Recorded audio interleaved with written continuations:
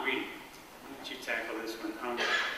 Okay, we've had, I don't know, 50-something% run up in equity values since March. Is it time for folks to pull back from stocks?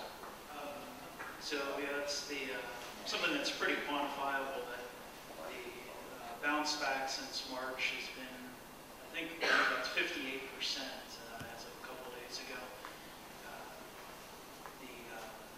So the year-to-date return for the S&P 500 is probably a little bit under 20% at this point. Last year we witnessed substantial losses, so the market still is down from the highs. So a lot of people are asking that question, is it time to pull out of equities or pull more money out of equities at this point? I think first off we have to realize that that kind of question, market timing, is something that we don't think we can be successful at.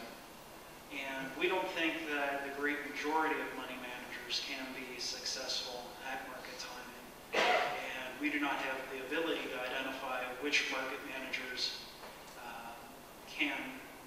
which money managers can make those market timing kind of bets.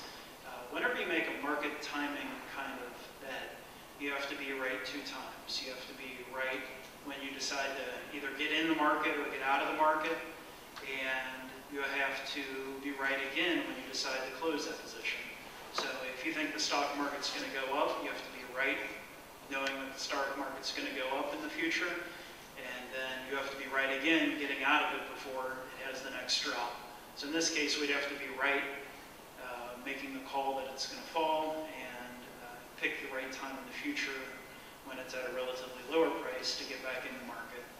And given that, we don't think we would be successful at that. We don't think that anybody can really make this type of call. In March, we heard from plenty of clients saying that everybody knows the stock market's going to continue to fall. We actually, thinking of a specific client now who made that exact statement.